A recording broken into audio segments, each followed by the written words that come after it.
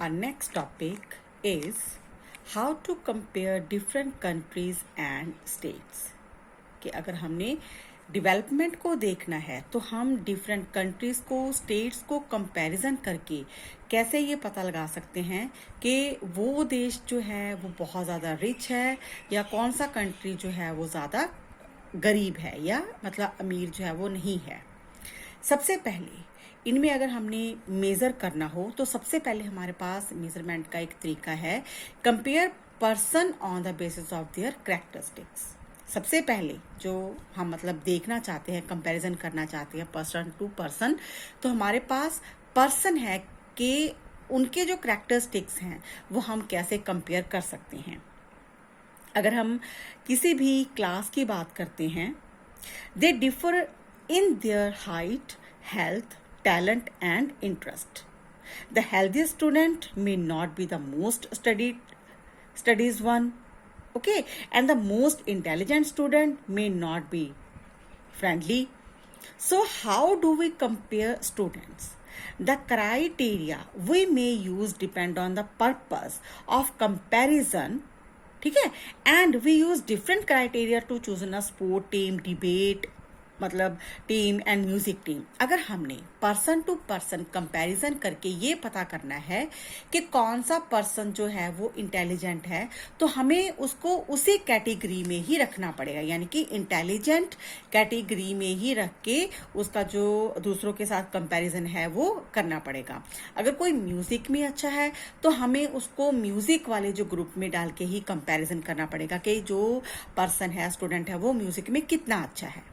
Okay, and second जो next जो हमारे पास मेजरमेंट है that is on the basis of income. कि इनकम के आधार पे हम कैसे कह सकते हैं कि कोई कंट्री अमीर है या कोई कंट्री गरीब है। Let's see, income is most important attributes to compare countries.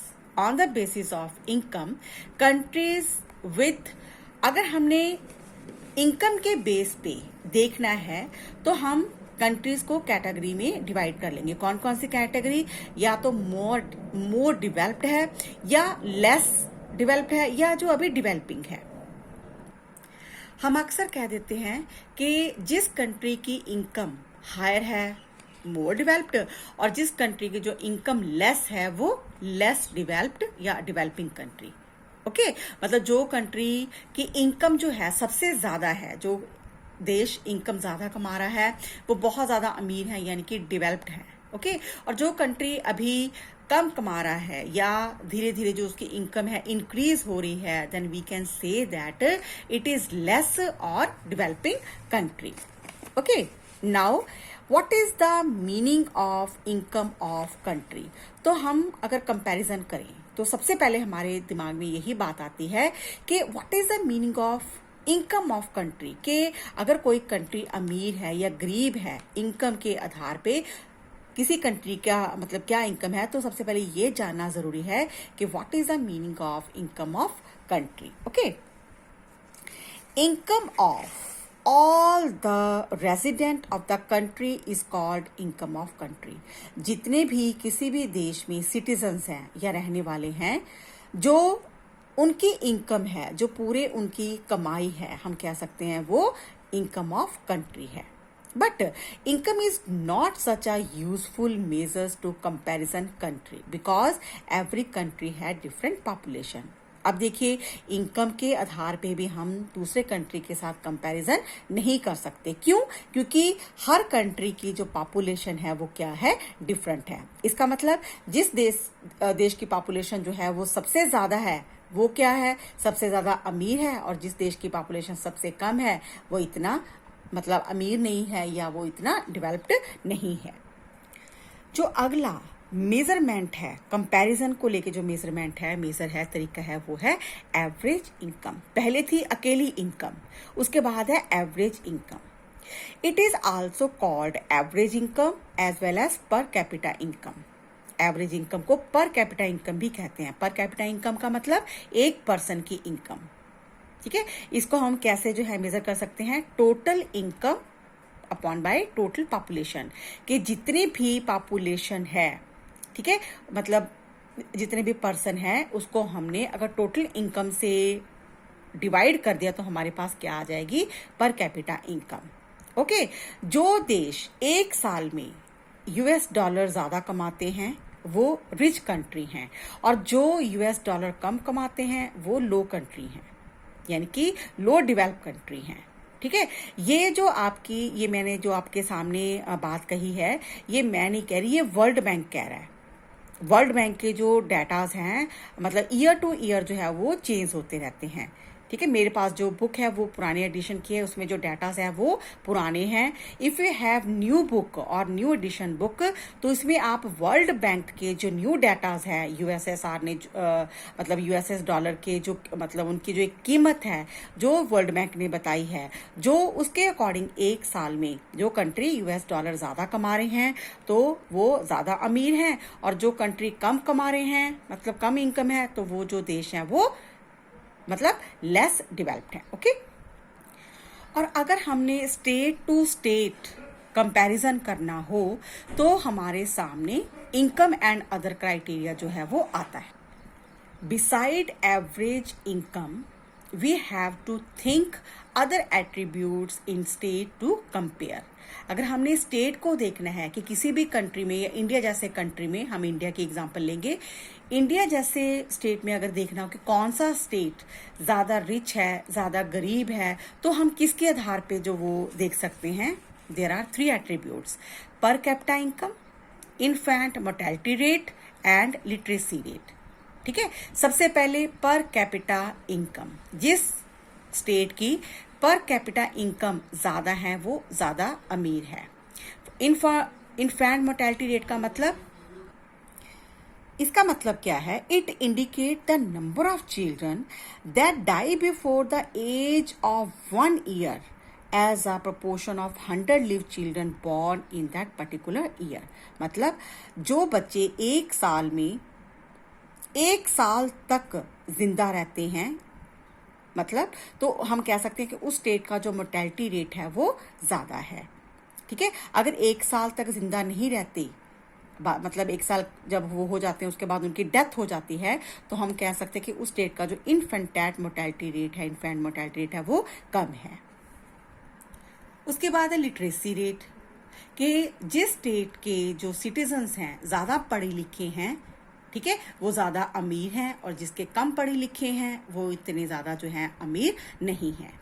Okay, मैं आपको महाराष्ट्र, केरला एंड बिहार की एग्जाम्पल लेके समझाती हूँ कि अगर कोई स्टेट पर कैपिटा इनकम में आगे है तो इन्फेंट मोर्टेलिटी रेट उसका कम है।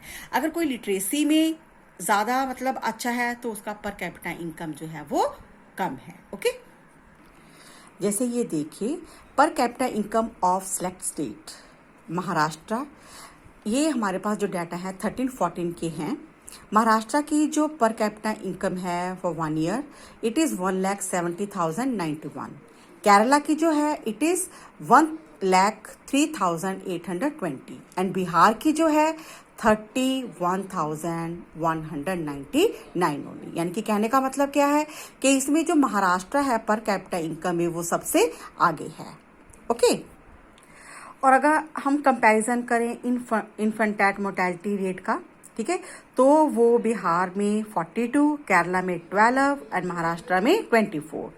अगर लिटरेसी रेट की बात करते हैं तो महाराष्ट्र में 82, केरला में 94 और बिहार में 62। ठीक है, तो कहने का मतलब क्या है कि अगर कोई कंट्री लिटरेसी रेट में आगे है तो वो इन्फेंट मोर्टेलिटी रेट में पीछे है, अगर कोई पर कैपिटा इनकम में आगे है तो वो लिटरेसी रेट में पीछे है। तो कह सकते हैं कि ये जो हमारे पास एट्रीब्यूट्स हैं पर कैपिटा इनकम का, लिटरेसी रेट का, तो ये भी जो है हमारे लिए सफिशिएंट नहीं है। Our next topic is public facilities.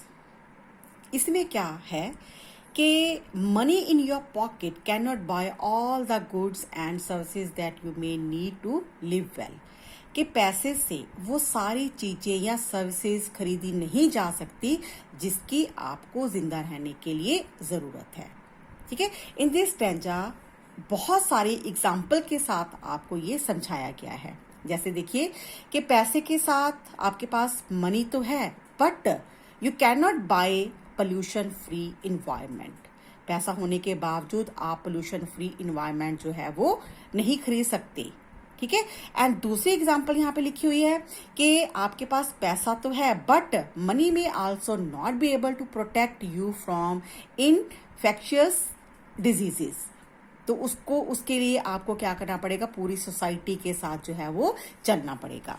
Okay, इसमें थर्ड एग्जांपल दी गई है स्कूल की, कि आपके जो पेरेंट्स हैं, ठीक है, आपको मतलब पढ़ाने के लिए, सिर्फ आपको पढ़ाने के लिए एक जो टीचर है जो आपको सारे सब्जेक्ट करवाए अकेले आपको, उसके लिए आपके पेरेंट के पास पैसा तो है लेकिन वो अफोर्ड नहीं कर पाएंगे। क्यों? क्योंकि उसके लिए आपको पब्लिक फैसिलिटी यानी कि स्कूल जो है, स्कूल को ज्वाइन जो है वो करना ही पड़ेगा।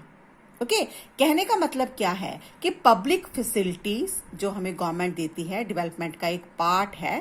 पैसा होते हुए भी हम कई चीजों को जो है वो नहीं खरीद सकते। क्यों? क्योंकि अगर मतलब उनको खरीदने का तब तक कोई फायदा नहीं है जब तक वो पब्लिक के लिए जो है वो काम नहीं कर रही हैं। अगर वो पब्लिक फैसिलिटी पूरे सोसाइटी के लिए काम कर रही हैं, इट मीन्स डेवलपमेंट है। अगर आपके पास पैसा होते हुए भी आप ये सारी चीजें नहीं कर पा रहे हो, इट मीन्स आपकी जो डेवलपमेंट है कहीं ना कहीं जो है वो रुकी हुई है।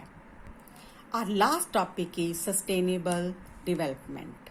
ओके, तो मेरे ख्याल में I think there is no need to explain this topic because you know very well what is the meaning of sustainability development, कि एक ऐसी डेवलपमेंट जो आजकल के जो हमारे पास रिसोर्सेज हैं उनको हम वाइजली यूज करें ताकि आने वाली जो जनरेशन है उसको प्रॉपर यूज कर सके। ठीक है, जैसे यहाँ पे लिखा हुआ है कि साइंटिस्ट ने बहुत पहले ही कह दिया था, वार्निंग दे दी थी कि जो हम डेवलपमेंट कर रहे हैं ये बहुत देर तक सस्टेनेबल नहीं है, बहुत देर तक चलने वाली नहीं है। ठीक है, क्यों? जैसे देखिए यहाँ पे लिखा हुआ है कि ग्राउंड वाटर जो है, मतलब साइंटिस्ट ने पहले ही कह दिया था, एक एग्जांपल इन्होंने दिया है कि ग्राउंड वाटर रीन्यूएबल रिसोर्सेज है, लेकिन आने वाले कुछ सालों में ये जो पानी है, ठीक है, बेशक नेचर की तरफ से दिया जा रहा है, हम इसको क्रॉप प्लांट्स के लिए यूज करते हैं, लेकिन इतना ज्यादा हम इसको यूज कर रहे हैं कि जो उसका जो लेवल है, ओवर यूज की वजह से जो उसका लेवल है वाटर का, वो क्या हो गया, नीचे चला गया। तो कहने का मतलब है जितने भी सोर्सेज हम यूज कर रहे हैं उनको ऐसे यूज करें कि आने वाली जनरेशन के लिए जो वो चीजें जो हैं वो बच के रह पाएं।